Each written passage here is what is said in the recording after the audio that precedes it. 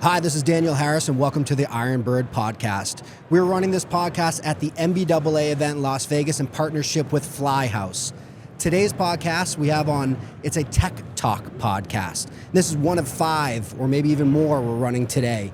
Today's real discussion is going to be about dynamic pricing. And we've got Jack from Flyhouse on here, we've got Antoine from Moove, and we've got Vlad from Flex. Flex and Moove are tech providers, and I'll let each of you kind of explain what it is. And obviously with Flyhouse and Jack, we've got the Flyhouse app. So we're gonna jump into it very quickly, and then as we go along, I want you guys to kind of explain, your take on things and how your product you think fits in the space.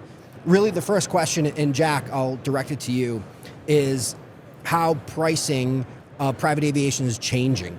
Historically, it was what? Just a flat hourly rate, you fly from point A to point B. How do you think that's going to change kind of going forward in this more tech-facing space? Yeah, great question, and welcome aboard, guys. Glad to be here. I think it has to change. I think we've seen it change, certainly in the last 20 years, last 10 years, and then obviously post-COVID, coming out of post-COVID. I think that the pricing for operators, and I think we talked about this earlier off camera, was 90% of the operators are less than 8 airplanes. Mm-hmm. So from a scale standpoint and moving those airplanes, it's become very, very difficult for them, so they've had to change the pricing model. Even going back to aircraft management, we always did the hourly rate. Now they're doing percentages. So even that's changed. So you're starting to see more and more operators adapt to the dynamic pricing model, moving the fleet, and moving the fleet from a floating fleet to a based fleet, or base to floating. I think you've had to see the pricing change. Will you explain to us, Jack, the difference between a floating fleet versus one that quotes from a home base? Yeah, so the floating fleet model started about 15 years ago. The base model is for example, I used to be out of Palm Beach, so an airplane that lived in Palm Beach, left Palm Beach, and it came right back. And then it morphed into, hey, that airplane's available for 3 days. Let's send that airplane to New York, then let's move it to Chicago, and then bring it back 3 or 4 days later. And so the model has changed from, hey, let's get 15 hours out of Palm Beach, to now let's get 40 hours once we leave Palm Beach. Because you're fighting for everybody in Palm Beach or the South Florida area. Yep. And it's no different Van Nuys or Scottsdale or Dallas, right? What do you think are the biggest barriers to someone, especially a smaller operator, going out of their, getting business out of their home base? So there's actually 2 things to that. I think it's very difficult for a smaller operator from a marketing standpoint. And I think we've seen it. That's been, I remember when I first started, there's 3 brokers in the world. Mm-hmm. Now there's 3,000. Yeah. And so it's because the operators haven't had the infrastructure to scale to grow that. And so they're just marketing. They've got a couple owners in town, and then they've relied on the brokers to get them the, what we call filling seats. Yeah. But I think getting the operator moving out of their, it's the norm for them. And so we always talk, even around the house here, it's, if you've always done it that way, you've got to change the way you think. Because just staying in your little pod in Palm Beach or Van Nuys, that's all you get. That's the only slice you get. You want a bigger piece of the pie, that's a little riskier for operators. Yeah. Right. Vlad, when you're looking at smaller operators, which is the majority, right? Majority operators are that 10 under. What do you see are some of their barriers to adapting maybe new pieces of technology to get into that dynamic pricing? Well, it's a multifaceted answer, because you have a few different levels of software adoption amongst these 1 to 10 operators. And it's interesting, the discrepancy on the market. Even if you just take the US as a market, you'll meet 1 to 10 operators that are still not digitized fully. So they're still doing things in Excel and Google Sheets and paper-based and a million other workarounds to having everything digitized. And then once you have everything digitized, you can start automating software, right? You can start creating rules that create workflows that removes the need to have manual data entry and re-enter data, relook, reassess, so it flows directly, right? That's APIs and all the integrations. Right. And once you have that, you can start looking at the automation level goes towards optimization. How can you optimize your fleet to position it in a way that you win that business as a floating base operator? How can you price more strategically to win those deals? And also exposure. I think exposure relied a lot on just brokers, but now brokers and operators are going to a marketplace, and the better the marketplace, the more you create those matches that can really give life to a floating base operator. I feel like that feels like a lot of work to do. Yeah. And then that's where I think when we look at apps and we look at the Flyhouse app, I think that's where, and this we'll kind of do a follow-up question of which one app to rule them all, which app is going to eventually win. Which app is going to allow those smaller operators to not have to do all that, to maybe just get on a good app and make it easy for them, right? And Jack, is kind of going back to you, like, is your goal, you think, with a Flyhouse app to make that transition from an operator's current Excel sheet to, make that leap into an app to bump those hours up? Yeah, I mean, listen, I think from an operator perspective, partnering with Flyhouse, we're here to be an extension of your sales. So an operator that has 8-10 airplanes, they have a sales team. We're not competing with a sales team. All we are is making your life a lot efficient. We're taking away the phone calls, taking away the emails, streamlining that process so it, that's the time suck that operator. For example, you do one trip, there could be 50 emails, could be 100 phone calls, airplane in position, catering, all that stuff. If we can eliminate all that, man, we just save the operator all that time and allows them to focus on what they really need to focus on, which is their core customers. Yeah, and operating that airplane. And operating the airplane. With automation in mind, Antoine, we see automation as a buzzword, and we've talked a lot about it. Where do you see, as you're talking to customers and you're onboarding customers, where do you see the biggest gaps in automation, or maybe the biggest opportunities in automation? The starting point is always, what the customer wants, Yeah. And for instance, if you have, a very limited interface for your customers and there's no real information they can put in it, well, the request is going to be, incomplete. And then, the automation starts in having the most comprehensive requests from the customer, what he or she really wants for this flight.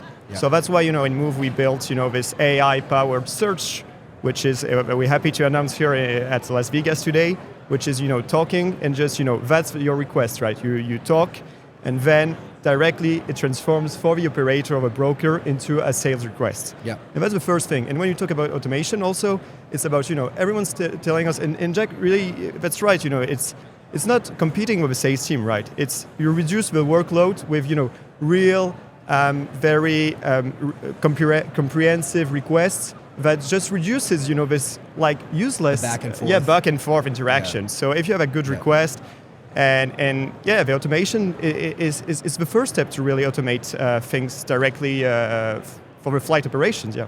Yeah. Since your launch of the Flyhouse app, Jack, how have you seen that balance between pushing people into a technology space versus what they've traditionally had, which is usually a guy, right? Jack's my guy. I'm going to call Jack. He's going to get it done. Has that been a hard transition? Pushing people into say, hey, use this app, and what's the feedback you've gotten? Yeah, so I think the feedback has been very positive. I think, but because we're disrupting an industry and changing the way people have always done things, there's a time that it's going to take to kind of move people to that. I mean, listen, we're on our phones now booking cars. Yeah. And who would have thought that we would do that 10 years ago? Yeah. I didn't think I was ever going to get an iPhone. I was stuck on that BlackBerry, right? And so I think just being able to kind of transform that. But, there's a difference between, we talk about the apps, a lead gen and actually booking. Yeah. So, like, for example, Flyhouse, when we go to an operator, that trip's already booked. The trip's done. We talked about it offline. Yeah. Frictionless. Want to be completely frictionless. And I think that's where the water gets muddied a little bit, because there is so much friction today between the operator, broker, owner, and if we can eliminate that as best we can, just to second what Jack said, I think it takes a lot of education as well, right? Reaching out to these smaller operators and leveraging the tools, but also opening their eyes to what they can accomplish using the Flyhouse app, using Flex. And we're at the forefront of that every day. Because people often, like Antoine said, they come in wanting to have a very preset way of working. But what they are often not open to, and it takes a lot of work to get there with operators, is to make them understand that they can leverage, best cases and trusted solutions that are leveraged on hundreds and hundreds of operators that we have in Flex. So often it's about, it's the non-sexy work of aligning your SOPs and redefining them and being open to recreating them to enhance your operation, whether it's integrating with Flyhouse using Moove or doing all the operational stuff in Flex and the charter sales. Yeah, it's always a question, when you're disrupting a market, you have early adopters, such as Daniel, let's say. Yeah. And, you also have people that are more like conservative. And you need to bring the market to a state of, stability in the solutions. Right. And, solutions like Flex really, like 10 years ago, I think Moove couldn't exist, right? Because you need to get the data ready, you need to get really like people accustomed to using like software tools on a very everyday basis. Some would still say, I'm confident enough with paper, right? Because it's more something I'm used to. Yep. So really, you need to have these people work every day on with a software, and then you can do the vertical integration. So, absolutely.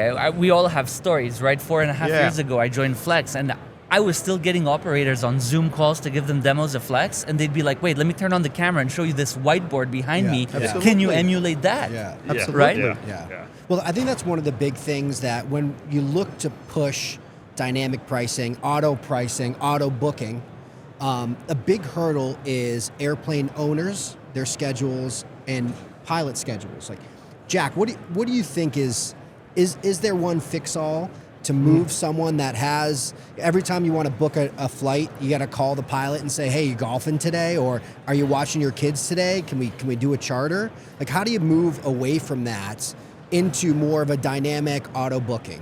So, it's so tough because every operator operates differently. We talk about, even from the FA standpoint, the training programs, we see the future being that, you would have one NDOC a month and have 300 pilots in that NDOC operate under the same standard, and then allow, just like they do in the airlines, these pilots can pick and choose. You've got mom and pop operators that have less than 8 airplanes. They struggle at pilots. Yep. So we feel that there's a big opportunity on the pilot side, and you've seen the salaries have just gone outrageous. Used to, the guys fly more, get paid less. Now they fly less, get paid more. Yeah. It's the way the industry is. But then it's just finding the quality over the quantity. As you said earlier, calling people, hey, are you available? Yeah. The guy has a set schedule, and with the FA, the rules now, you actually have to have set duty times. We didn't have that. Guys in his yard all day, and you call him at 9 o'clock at night, you're going to Vegas, boys. Yeah. And it's like, okay. Hey, you haven't been on duty, let's go. And so now you've seen that change with the rules, and so that's creating a whole nother layer of safety that we hadn't seen, which is obviously the industry needed it. But yeah, it's. Do you think that's going to move operators to doing fixed schedules and maybe even staffing a little bit higher to cover that morning and then evening shift? Or what's that going to do? What's fixed schedules going to do to airplane availability? Yeah, so I think now, guys are doing, 10 on, 10 off, 15-15s. I think that the difference is do you have the lift to substantiate extra pilots? Yeah. To your point earlier, having 3 different types makes that 10 times harder because, unless you're going to go and spend the money to have another guy typed on another airplane, well, guess what? Now he's going to fly more. Yeah. He's going to want more money. Still needs time off.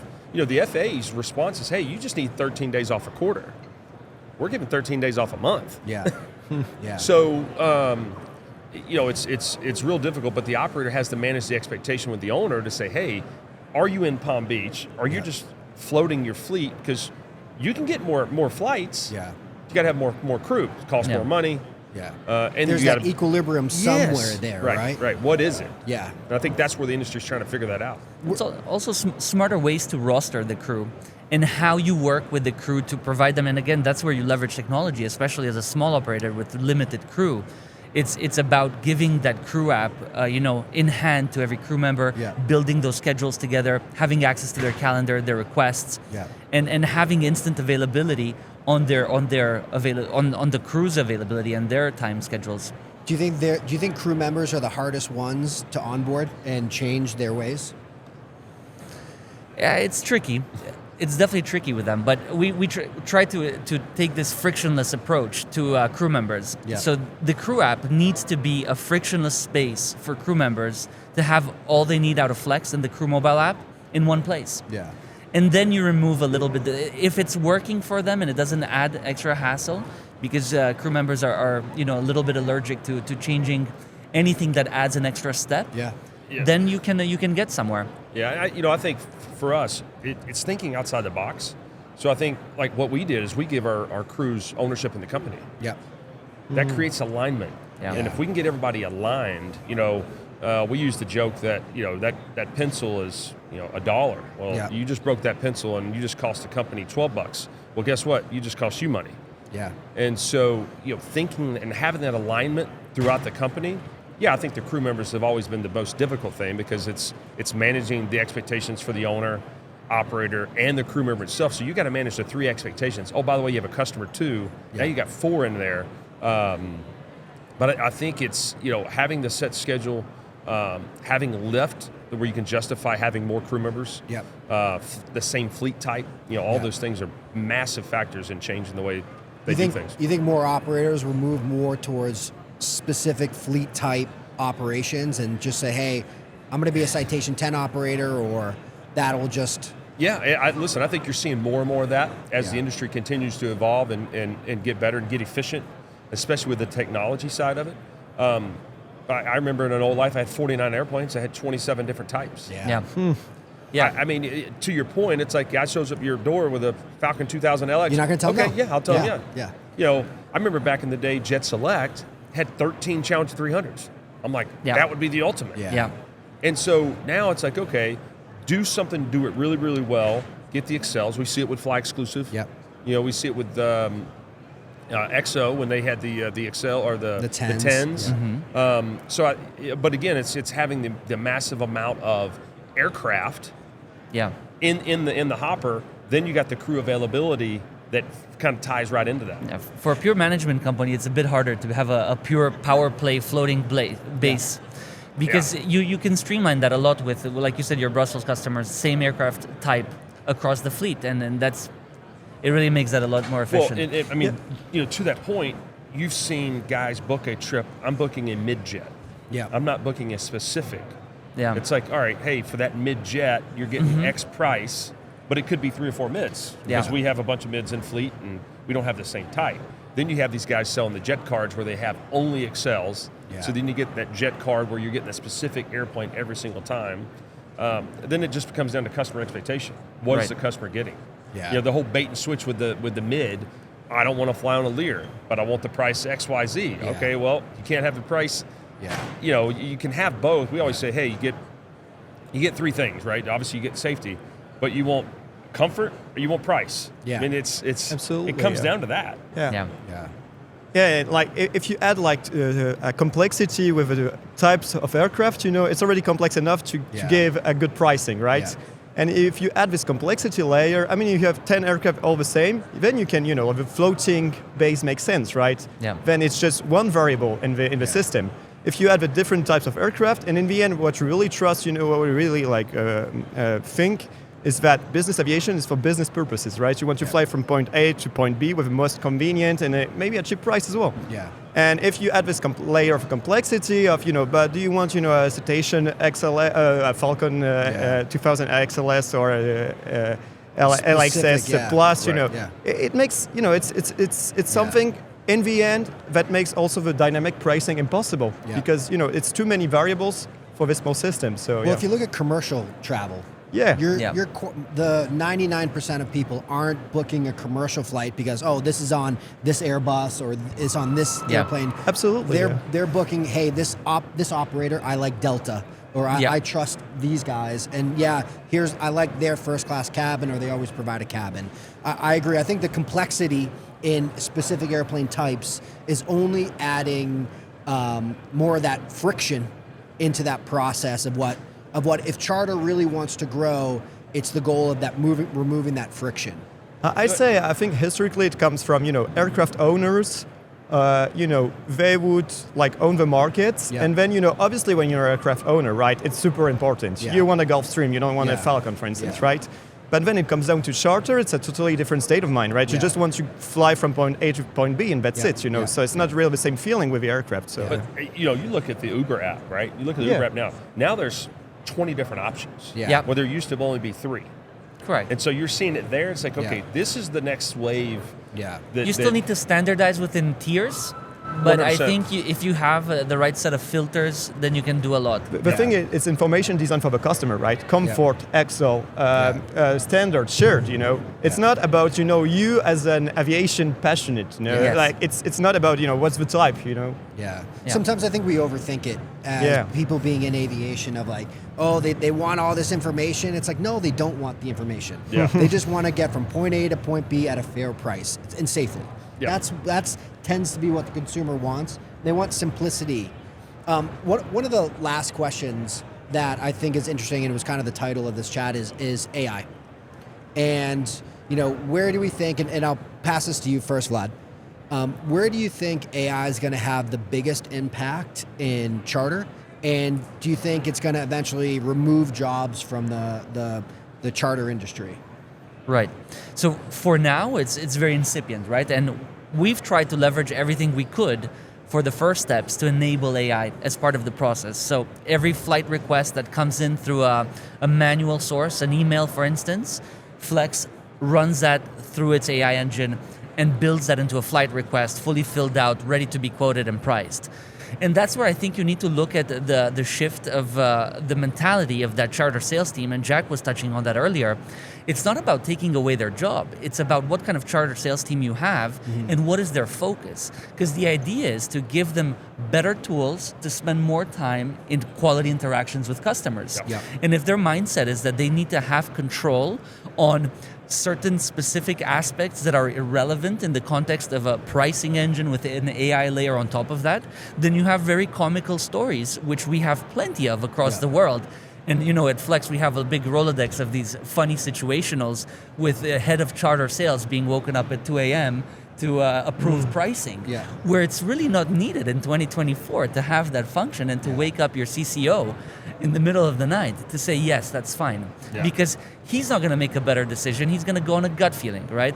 And you need to remove that layer of the charter sales team who thinks their gut feeling is better than the data and the analytics and the predictive data that you can leverage with tools like Flex or like with Moove, where we have BI integrated in Flex, right? So your whole data analytics are there, which can enable you to create predictive scenarios, right? And that's another layer to dynamic pricing that you need to factor in, is having historical data to create predictive analysis. Once you have all of that, you can really do a lot. Right, but it's how we've always done it. Exactly. So then it's being able to give up. What are you giving up? Correct. Well, I'll give up this to give me more time. And so it's changing that way of thinking of how this. We've done it this way our whole lives. Now it's coming in, and I think there's a threat, as to your point of taking away jobs. But I think it's how do we make it more efficient? Think of AI, like a hammer. Either you're not confident enough in, you need a hammer to build faster aircraft, and you don't think the market is gonna be big enough, and you don't want to produce more aircraft. Either you want to, have this hammer and build faster. That's the thing. AI will never replace jobs, right? Unless you're really not confident in the size of a market, right? But if you're confident, just handle this hammer and build faster. That's what we really think. I think the pricing, dynamic pricing, will make sense. I think there'll never replace that personal touch, which is what is one of the most important things in private aviation. To be at an airplane, to shake someone's hand, to know that I've got Jack's going to take care of me, right? And I think that's always going to be a part of this space. I just think that being able to just talk into a phone and say, hey, I need a price to Palm Beach to Aspen, or having the system read an email for you. Or really, I'm waiting for someone that says, hey, I need to remove this passenger and update this passenger. That shouldn't have a person typing, saying, okay, let me go remove Susie. I'm going to go email the crew, hey, Susie's gone. Yeah. It's like the AI should take that, remove that passenger from the manifest, and update the manifest automatically and send it to everyone that needs to be updated, really. That's where I'm looking for AI to do a lot of that manual process, remove a lot of that manual back and forth, catering, flight following, even that predictive modeling. If you see you're the second flight of the day and the AI sees, oh, that airplane is leaving from Aspen, here's the Aspen weather, oh, we're getting flow delays already, hey, that's going to delay this flight. Maybe I'm going to move my schedule around now automatically because the AI can predict that it's a higher percentage of delay. Yeah. So now instead of me arriving at the airport being like, where the hell's my airplane? Right. AI has already moved that schedule line, or at least notified you. Hey, Jack, Right. this airplane's in Aspen, there's some delays. Your flight in 5 hours may be delayed, just a heads up. Well, and would you be able to catch that? Because in today's world, you're on the phone doing something else. Yep. You've got 4 or 5 things that you're working on, and you're not going to catch that. Yeah. So having that extra assistant, what we call assistant, is being able to help that. Yeah. Yeah. I think that's great. Well, guys, I really appreciate you coming on today. Big shout out to Flex and to Moove. Will you guys just give them your, if someone wants to contact you, what's the best way to get in contact you? Our website. Our website is the easiest place. We're an aviation management software. We really try to do everything from the flight request all the way to blocks on and all the crew data. So we go through all of the heart of the operation. And it's really a comprehensive tool. Jack's team brought it on board and they're implementing it. They're in the final phases. So yeah. They're real excited about it. What about you? How are people, who are your clients and how can they get in contact with you? Yeah, so flymove.com, you can simply look at all our great white label solutions for operators, brokers, flight departments, or just try our new search AI-powered search module and just play with it and how great it is. Yeah. By the way, there's 2 O's in Moove. Yeah, there's 2 O's. Yeah, I should tell them that. Yeah, there you go. And 2 X's in Flex. That's it. Yeah. Well, that's awesome. And you know where to find Jack. You can always find him at flyhouse.us. .us. Flyhouse.us. You can download the Flyhouse app as well. Guys, thank you so much. I really appreciate it. Thank you. Thank you, guys. Yeah. Appreciate it.